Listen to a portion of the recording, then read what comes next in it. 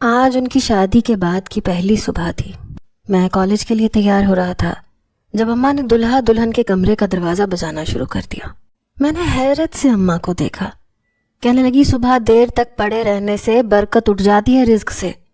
تھوڑی دیر کے بعد وہ کمرے سے نکلی، چہرہ دھلا ہوا، سادہ سے لباس میں، آنکھیں سوجی ہوئی تھیں، روئی روئی سی تھی۔ میرے دل میں اس کے لیے کسک سی ہونے لگی۔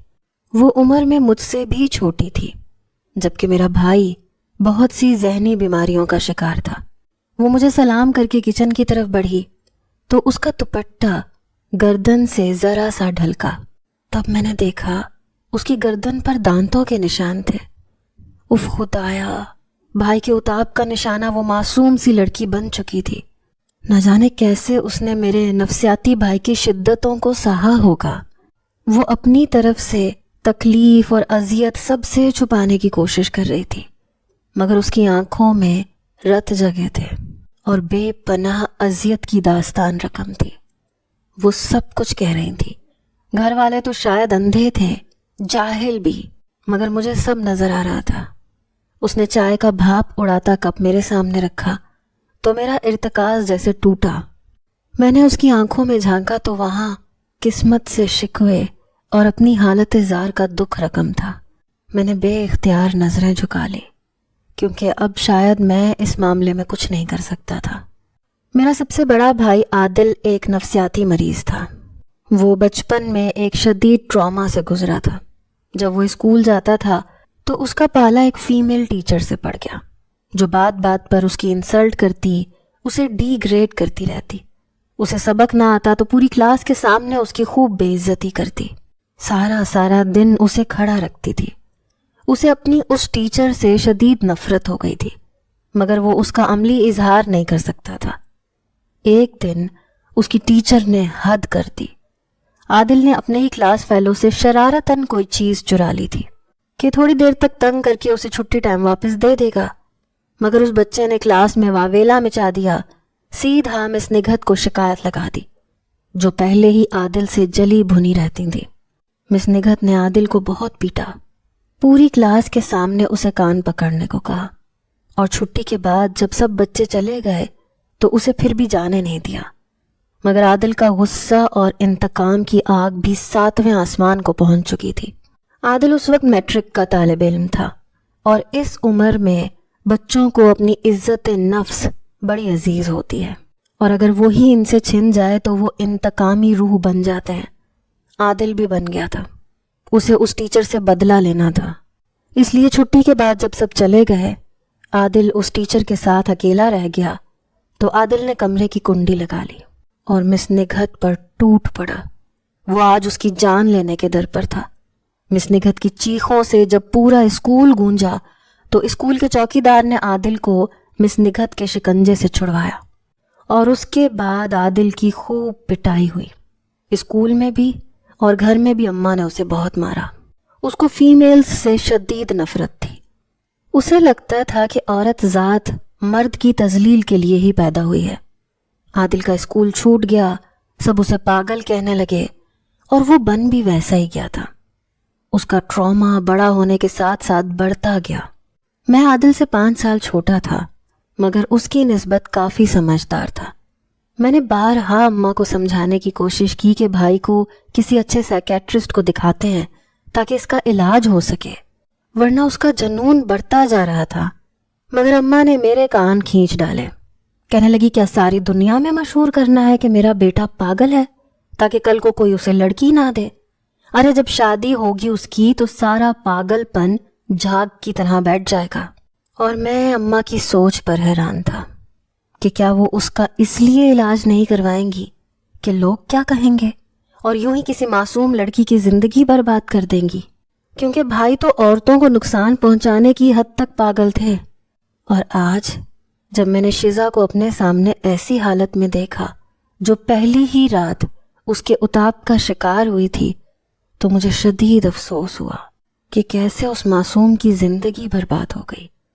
کاش میں شادی کے وقت یہاں موجود ہوتا تو اماں کو یہ کبھی نہ کرنے دیتا، مگر میں اس وقت حیدرآباد میں تھا۔ میری فوج میں نئی جاب لگی تھی، ٹریننگ حیدرآباد میں تھی، ان 3 ماہ کے اندر اندر اماں نے عادل کے لیے لڑکی ڈھونڈ کر اس کا جلدی سے رشتہ بھی طے کر دیا اور شادی بھی ہو گئی۔ شیزا کافی غریب خاندان سے تعلق رکھتی تھی، اس لیے جب اس کے ماں باپ نے دیکھا کہ گھر کافی اچھا ہے، کھاتے پیتے لوگ ہیں، ہماری بیٹی کو وہاں کوئی پریشانی نہیں ہوگی، تو انہوں نے لڑکے کی جانچ پڑتال کیے بغیر ہی شادی کی حامی بھر لی۔ شادی بہت سادگی سے ہوئی تھی، اس لیے دور پرے کے رشتہ داروں کو تو علم تک نہیں تھا کہ عادل کی شادی ہو چکی ہے۔ اماں نے سب کام خفیہ طریقے سے سر انجام دیا تھا تاکہ ان کے بیٹے کے پاگل پن کا علم لڑکی والوں کو نہ ہو، اور ایسا ہی ہوا تھا۔ جب میں شادی کی رات کو گھر پہنچا تو حیران رہ گیا کہ اماں نے یہ کیسا ظلم کر دیا، پر اماں نے تو پیروں پر پانی تک نہ آنے دیا۔ کہا کہ کیا کمی ہے میرے عادل میں؟ ارے ان جھونپڑی والوں کو بیٹھے بٹھائے اتنا اچھا رشتہ مل گیا، اسی لیے ان لوگوں نے چٹ پٹ شادی کی تاریخ رکھ دی۔ مجھے تو کسی کو مدعو کرنے کا ہوش ہی نہ رہا۔ تمہیں اس لیے پریشان نہیں کیا کہ تمہاری ٹریننگ کافی سخت تھی، تم کہاں سے خوار ہوتے، پر شکر کے خیر سے تم خود ہی آ گئے ہو۔ اماں نے آخر میں مجھے گلے سے لگا لیا اور بات ہی ختم کر دی، مگر بات تو ابھی شروع ہوئی تھی۔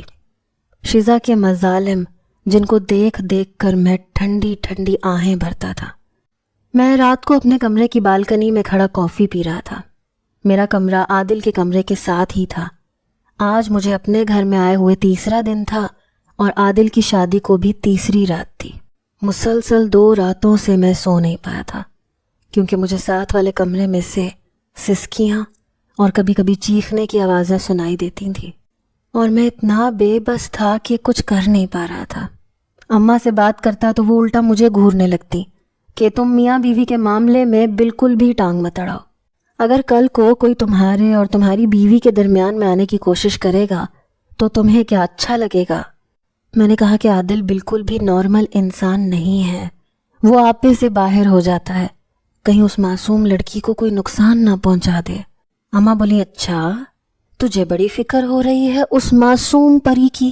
ارے یہاں پر رہ کر عیش کر رہی ہے وہ، تو اگر اس کا گھر دیکھ لیتا کہ میں اسے کہاں سے نکال کر لائی ہوں تو خود اس کی قسمت پر رشک کرتا۔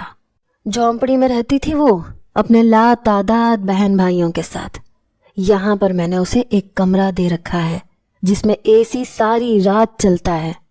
میں نے کہا اماں آپ دنیاوی آسائشوں کو دیکھتی ہیں، مگر جو انسان کو ذہنی تکلیف ہوتی ہے اس کا کیا؟ ایک پاگل انسان کے ساتھ ایک نارمل انسان کا رہنا کتنا مشکل ہوتا ہے، اور پاگل بھی وہ جو اسے نقصان پہنچانے سے بھی دریغ نہ کرے۔ مجھے ساری رات اس کمرے سے چیخوں اور سسکیوں کی آوازیں سنائی دیتی ہیں۔ میں یہ سب برداشت نہیں کر پا رہا۔ اماں کہنے لگی کہ پھر تو واپس چلا جا، کیا تیری چھٹی ابھی ختم نہیں ہوئی؟ اور میں اماں کی صفاقی پر حیران ہو جاتا۔ وہ بھی تو ایک عورت تھی۔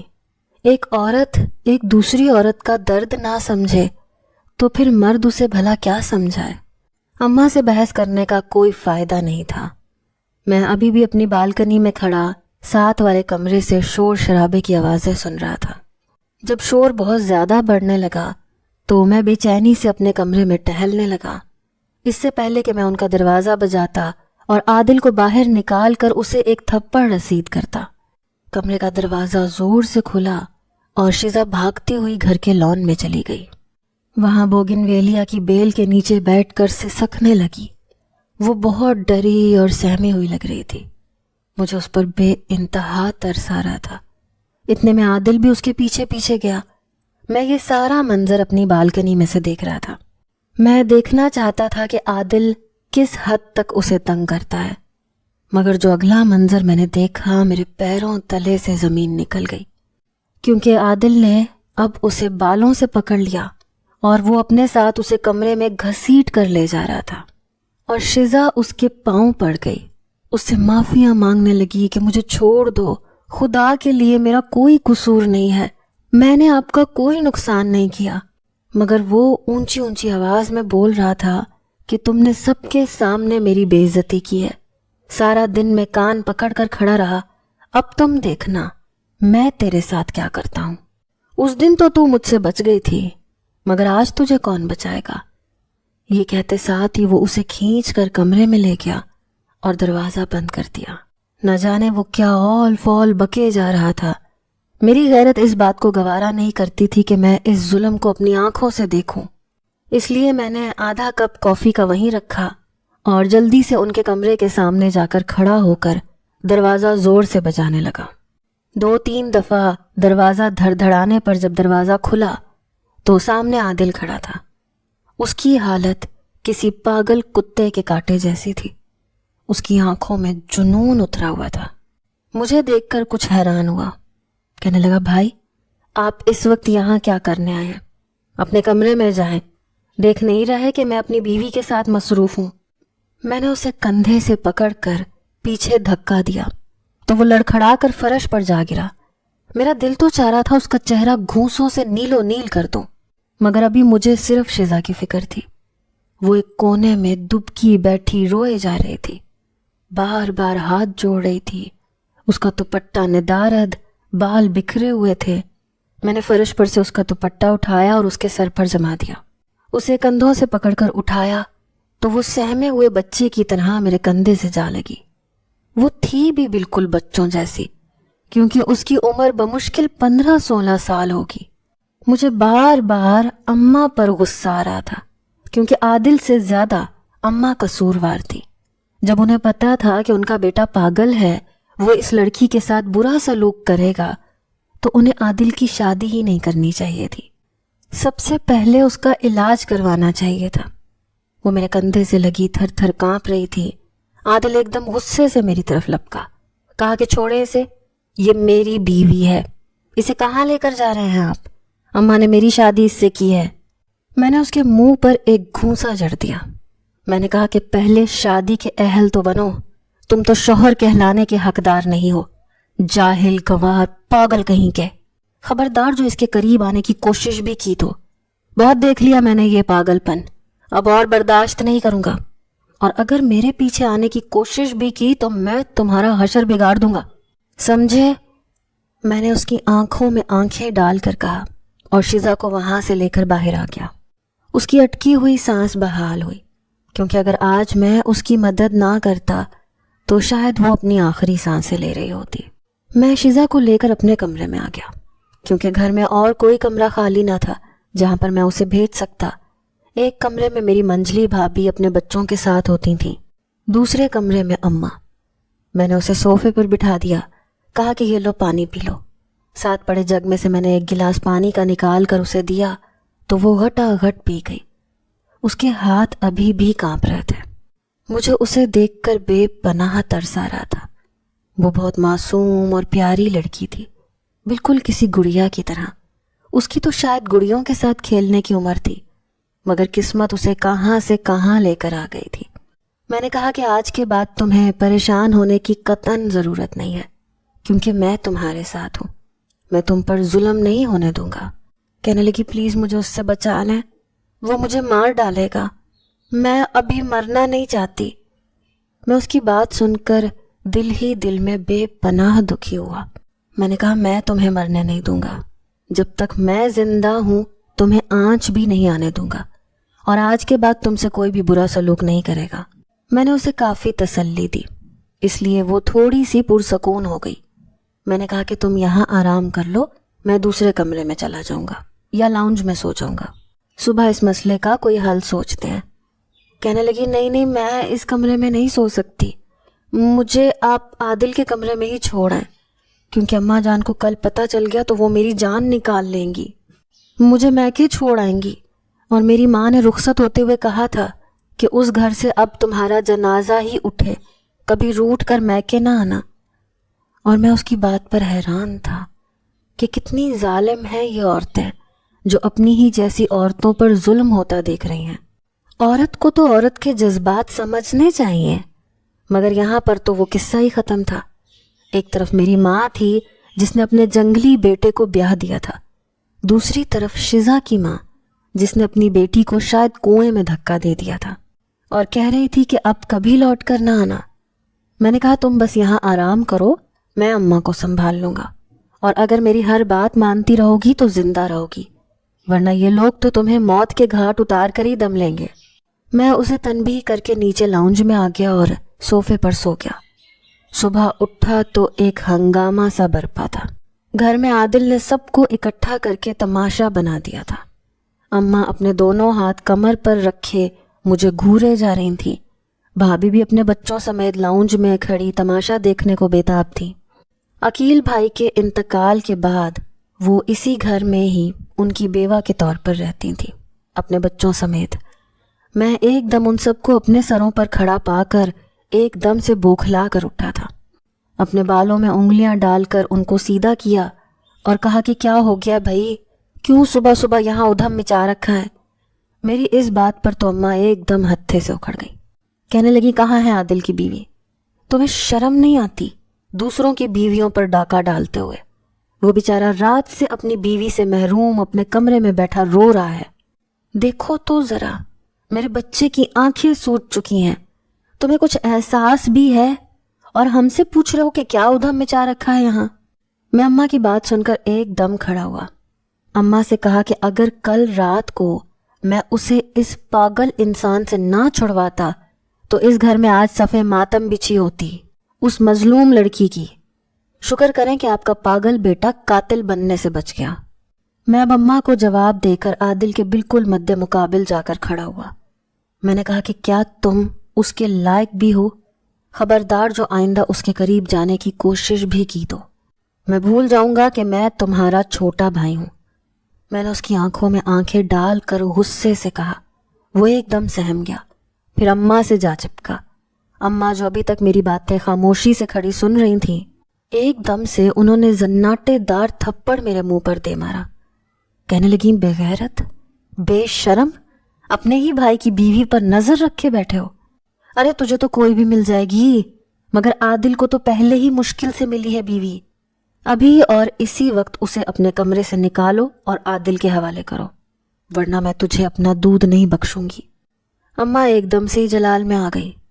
ابا مرحوم جاتے جاتے اپنا غصہ بھی اماں میں منتقل کر کے گئے تھے، اپنی محبت کی آخری نشانی کی طرح، اور اماں اس کا خوب استعمال کر رہی تھیں۔ میں نے کہا، اماں خدا کے لیے اتنے گھٹیا الزام نہ لگائیں، میں اسے اس ظالم سے چھڑوانے کے لیے لے گیا تھا کہ کہیں یہ اس کا قتل نہ کر ڈالے اور پولیس ہمارے گھر تک آ جائے، مگر آپ مجھے بجائے شاباش دینے کے ابھی بھی اسی کی سائڈ لے رہی ہیں۔ افسوس ہے مجھے آپ کے اصولوں اور انصاف پر۔ مگر اماں کو میرے بھاشن سننے میں دلچسپی نہ تھی۔ وہ فوراً سے میرے کمرے میں گھسیں اور شزا جو بیچاری صوفے پر اوندھی سوئی پڑی تھی اسے بالوں سے پکڑ کر اٹھایا اور نیچے لے آئی۔ وہ ایک دم سے بوکھلا سی گئی، بالکل میری طرح، جیسے میں اماں کی یہ حرکت اپنے کھلے منہ سے دیکھ رہا تھا۔ میں تیزی سے ان کی جانب لپکا، شزا کو چھڑوانے کی کوشش کی، مگر چھڑواتے چھڑواتے بھی اس کے بالوں کا ایک گچھا اکھڑ کر اماں کے ہاتھ میں آ چکا تھا۔ وہ درد سے بلبلا اٹھی اور نہ جانے کیوں میرے دل میں ایک زوردار ٹیس سی اٹھی۔ شاید میں نے عورت پر اتنا ظلم ہوتے پہلی بار دیکھا تھا، اس لیے اب اسے ہمدردی سے دیکھ رہا تھا۔ اماں نے اسے عادل کے آگے پٹخ دیا کہ بے شرم، تو شوہر کے ساتھ سونے کے بجائے دیور کے کمرے میں کیا کرنے گئی تھی؟ وہ زاروں قطار روئے جا رہی تھی، معافیاں مانگ رہی تھی، اور میں صدمے کی حالت میں کھڑا یہ تماشا دیکھ رہا تھا۔ وہ غریب گھر کی لڑکی تھی، اس کی غربت نے اسے اس حال میں رہنے پر مجبور کر دیا تھا کہ وہ احتجاج کرنے کے بجائے ان کے آگے ہاتھ جوڑ کر گڑ گڑا رہی تھی کہ خدا کے لیے مجھے معاف کر دو۔ غریب ہونا بھی کتنا بڑا المیہ تھا کہ انسان اپنی عزت نفس بھی دوسروں کے قدموں تلے روندھ دیتا ہے۔ میں تو اماں کا یہ رویہ دیکھ کر حیران تھا کہ ان کی انسانیت کیا گھاس چرنے چلی گئی ہے۔ اپنے بیٹے کے لیے، اپنے بیٹے کی محبت میں وہ حق اور سچ کی تمیز بھی بھول گئی تھی، اور وہ پاگل بیٹا جو اب شزا کی چٹیا سے پکڑ کر اسے اٹھا رہا تھا اور اپنے کمرے میں لے کر جا رہا تھا، بالکل کسی موم کی گڑیا کی طرح وہ اس کے زیر اتاب تھی۔ ایسی گڑیا جسے نہ سمجھ بچے کے حوالے کر دیا جائے اور وہ اس کا تیا پاچا ایک کر کے رکھ دے۔ جب وہ اسے کمرے میں لے گیا اور زور سے دروازہ بند کیا تو میرا سختہ ایک دم سے ٹوٹا۔ کیا میرے جیسا غیرت مند انسان یہ حیوانیت برداشت کر سکتا تھا؟ میرے ضمیر کی آواز آئی کہ بالکل بھی نہیں، اور اس آواز کے سنتے ہی میں ایک دم طیش کے عالم میں اس کے کمرے کی جانب بڑھنے لگا۔ اس سے پہلے کہ اماں مجھے روکنے کی کوشش کرتی، میں نے ایک دم پلٹ کر کہا، خبردار جو میرے راستے میں کوئی آیا تو۔ اس گھر میں جنگل کا قانون چلتا ہوگا، مگر میں اس قانون کو نہیں مانتا۔ میں وہی کروں گا جو میرا ضمیر مجھے کرنے کی اجازت دے گا۔ میں پہلی دفعہ اماں کے روبرو یوں اونچی آواز میں بولا تھا، مگر مجھے اماں کے رویے نے توڑ کے رکھ دیا تھا کہ وہ ایک معصوم غریب لڑکی پر کس طرح سے ظلم کر سکتی ہے، اور ظلم کے خلاف کیسے آواز اٹھانی ہے یہ میں اچھی طرح سے جانتا تھا۔ اماں ایک دم سہم گئیں، پیچھے ہٹ گئیں، اور میں پیر کی ٹھوکر سے کمرے کا دروازہ کھولتے ہوئے اندر داخل ہو گیا۔ اندر کا منظر دل دہلا دینے والا تھا، جہاں فضا سامنے فرش پر اوندھے منہ پڑی تھی اور اس کے ماتھے اور ناک سے خون بہہ رہا تھا۔ میں اس کی جانب بڑھنے سے پہلے عادل کے پاس گیا اور ایک گھونسا اس کے منہ پر جڑ دیا۔ شیزا کو وہاں سے اٹھایا جو نیم بے ہوشی کے عالم میں پڑی تھی، اور اسے اپنے کمرے میں لے گیا۔ اسے بیڈ پر لٹایا، وہ ابھی بھی زیر لب معافیاں مانگ رہی تھی۔ میں نے اس کا خون صاف کیا، اسے پٹی کی، اور اب میں ٹھان چکا تھا کہ اس لڑکی پر مزید ظلم نہیں ہونے دوں گا۔ جب میں نیچے لاؤنج میں آیا تو اماں پنچایت لگائے بیٹھی تھیں۔ میں بھی مکمل تیاری کے ساتھ آیا تھا کہ جو بھی ہو جائے اب یہ تماشا مزید نہیں دیکھ سکتا۔ میں وہاں صوفے پر ٹانگ جما کر بیٹھ گیا۔ عادل اماں کے پیچھے کسی روٹھے ہوئے بچے کی طرح کھڑا تھا جس سے اس کا من پسند کھلونا چھین لیا گیا ہو۔ اماں نے مجھے مخاطب کر کے کہا کہ تو کیوں ان کے درمیان ہڈی بن رہا ہے؟ تیرا کیا مسئلہ ہے؟ تم کیوں اس کی بیوی پر حق جتائے بیٹھے ہو، جیسے وہ عادل کی نہیں بلکہ تمہاری بیوی ہو؟ آخر تم چاہتے کیا ہو؟ کہیں تیرا اس پر اپنا دل تو نہیں آ گیا؟ اماں نے تشویش کے عالم میں پوچھا تو ایک دم میرا سینے میں دل زور زور سے دھڑکا۔ میں نے کہا، اماں میں ایک شرط پر ہی شیزا کو اس کے حوالے کروں گا، اور اگر وہ نہ مانی گئی تو شاید میرا دل بھی آ سکتا ہے اس لڑکی پر، اور میں عادل سے اسے چھین بھی سکتا ہوں۔ میری بات سن کر تو اماں کو جیسے سکتہ سا ہو گیا۔ انہوں نے فوراً اپنے دل پر ہاتھ رکھ لیا، کہنے لگی کہ میں نے تو شادی کے دوسرے دن ہی تیرے تیور دیکھ لیے تھے کہ تو خود اس پر لٹو ہو گیا۔ ارے کمبخت، تو جوان ہے، خوبرو مرد ہے، تجھے اس چھٹانک بھر کی چھوکری میں کیا نظر آیا جو تو اپنے ہی بھائی کے حق پر ڈاکہ ڈالنے کی اسکیمیں بنا رہا ہے؟ مجھے اماں کی سوچ پر افسوس ہوا تھا، مگر میں بھی ٹھان چکا تھا کہ چاہے ان سے جھوٹ ہی کیوں نہ بولنا پڑے، میں شیزا کو اب ان کے حوالے نہیں کروں گا۔ اس لیے میں نے اپنی بات جاری رکھی اور کہا کہ اگر آپ چاہتی ہیں کہ میں آپ کے معصوم بیٹے کے حق پر ڈاکہ نہ ڈالوں تو پہلے اپنے بیٹے کا علاج کروائیں، اس کی تھیراپی کروائیں، تاکہ اس کے دماغ میں سے یہ غلط عقیدہ نکلے کہ عورت پر ظلم کیے جانا ایک مرد کا شیوا ہونا چاہیے۔ میں یہ نہیں کہتا کہ عادل پاگل ہے، مگر اسے واقعی تھیراپی کی ضرورت ہے۔ یہ نہ صرف شیزا کی زندگی کے لیے ضروری ہے بلکہ خود عادل کے لیے بھی بہت ضروری ہے۔ میری بات سننا تھی کہ اماں تو ہتھے سے اکھڑ گئیں، ایک دم سے کھڑی ہو گئیں اور عادل کے سامنے ایک ڈھال بن گئیں، جیسے میں نے عادل کو کوئی گالی دے دی ہو۔ اماں نے کہا کہ پہلے تم اپنے دماغ کا علاج کرواؤ، کسی دوسرے کی بیوی پر حق جتانا بھی غلط بات ہے۔ میرا بیٹا بالکل ٹھیک ہے، اسے کچھ نہیں ہوا، اور ویسے بھی عورت کو دبا کر ہی رکھنا چاہیے، ورنہ وہ مرد کو اپنا غلام بنا لیتی ہے۔ مجھے میرے بیٹے کے طریقہ کار سے کوئی مسئلہ نہیں ہے۔ میں کچھ دیر تو سکتے میں اماں کی بات سنتا رہا۔ جو ذرا بہت شک تھا مجھے کہ اماں کی سوچ کیسی تھی وہ بھی اب دور ہو چکا تھا، اس لیے میں نے اپنا فیصلہ سنا دیا، اور میرا فیصلہ سن کر ان کے چہرے ایسے ہو گئے جیسے لٹھے کی مانند سفید پڑ گئے ہوں۔ میں جانتا تھا کہ میرے فیصلے پر مجھے زد و کوب کیا جائے گا، تنقید کا نشانہ بنایا جائے گا، اور شاید گھر سے بھی بے دخل کر دیا جائے، مگر مجھے کوئی پرواہ نہیں تھی، کیونکہ انسانیت کو بچانے کے لیے اس طرح کا رسک لینا پڑتا ہے، اور میں لے چکا تھا۔ میں شیزا کے پاس آیا تو وہ سکون کے عالم میں سو رہی تھی۔ یہ سکون اسے کبھی کبھار ہی نصیب ہوتا تھا، اور میں چاہتا تھا کہ اب اس کی ساری بے کلی، ساری تکلیفیں دور کر دوں، چاہے اس کے لیے مجھے گھر والوں کے آگے کتنی ہی مخالفت کیوں نہ مول لینی پڑے۔ میں نہیں جانتا تھا کہ یہ میرا فیصلہ دل کا ہے یا میرے ضمیر کا، مگر یہ فیصلہ کر کے میں ایک دم سے شانت پڑ گیا تھا۔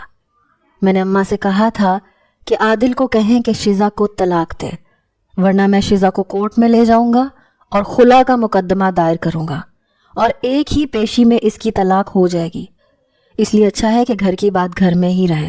یہ شزا کو طلاق دے اور میں اسے اپنے نکاح میں لے لوں گا اس کی عدت ختم ہونے کے بعد، مگر میں اس پر مزید ظلم برداشت نہیں کر سکتا. اور اماں نے ایک دم سے اپنا ماتھا پیٹ لیا. کہنے لگی میں تو پہلے سے ہی کہتی تھی، تیرا اس پہ دل آ گیا ہے.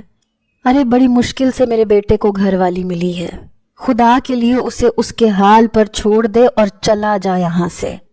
تو اگر یہاں سے جائے گا میں تیری شادی کروا دوں گی. مگر میں ٹس سے مس نہ ہوا.